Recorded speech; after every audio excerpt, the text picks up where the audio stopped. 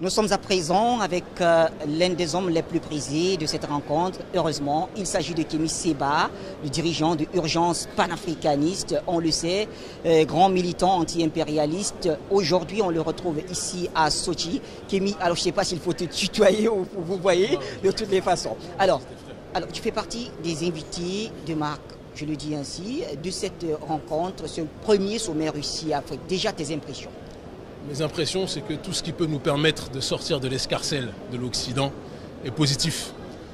Lorsque nous venons en Russie, tout le monde sait que je travaille de manière rigoureuse avec les Russes comme avec d'autres pays anti-impérialistes qui luttent contre l'hégémonie occidentale dans le monde.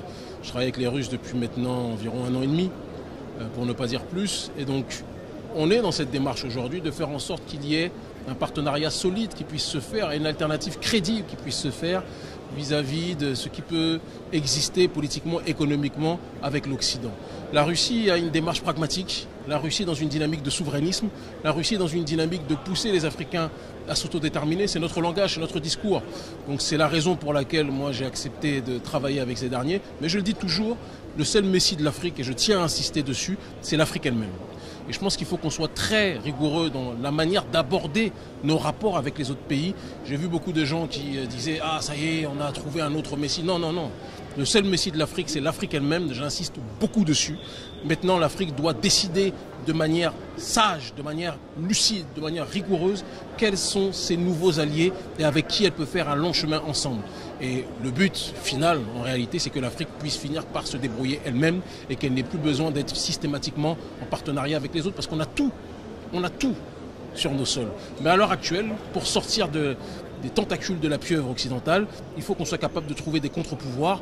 Et je pense que le président Vladimir Poutine a prouvé dans le monde entier, que ce soit au Moyen-Orient, que ce soit en Amérique du Sud, qu'il est capable de pouvoir être un contre-pouvoir sérieux, solide, vis-à-vis de l'hydre impérialiste occidental. Alors, Kémi, justement, quand on rentre dans un domaine qui est le vôtre, quel est l'enjeu géopolitique d'une telle rencontre? On sait que l'Afrique, du moins ce qui est présenté de l'Afrique, on nous dit que l'Afrique ne pèse pas grand-chose sur le plan géopolitique.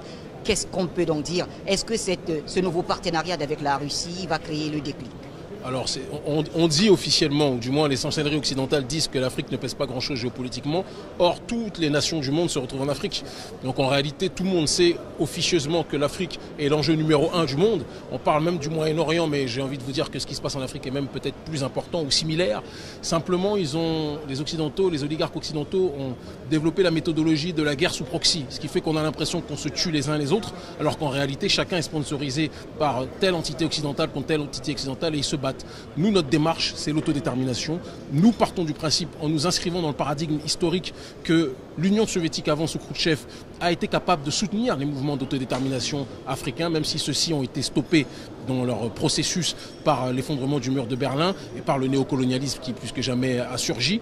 Mais aujourd'hui, Poutine a compris qu'il y a des mouvements qui résistent et donc il est dans cette démarche de soutenir tous les mouvements souverainistes dans le monde.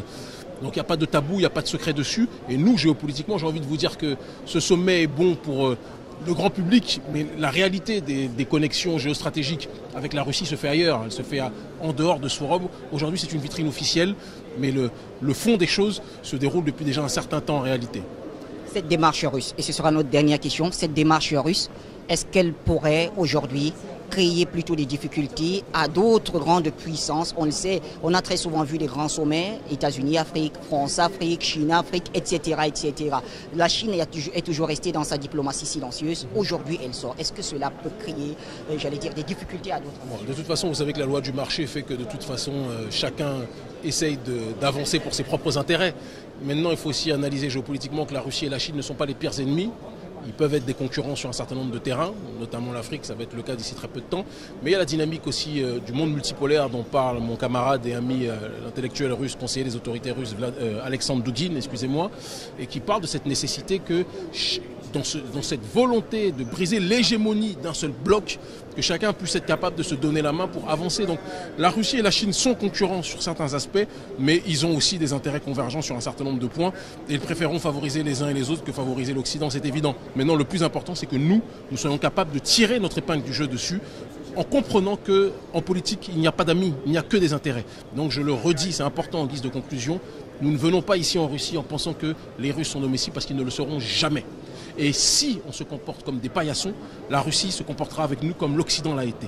Mais si nous nous comportons de manière autodéterminée, de manière souverainiste, avec un discours et des actions politiques fortes qui vont dans ce sens-là, de la valorisation de notre patrimoine, je peux vous assurer que la Russie va nous traiter autrement. Et moi je le vois, c'est-à-dire que petit Africain que je suis et mon ONG que nous sommes, la manière dont les autorités russes peuvent respecter notre travail peut donner matière à réfléchir par rapport au nouveau monde dans lequel nous vivons.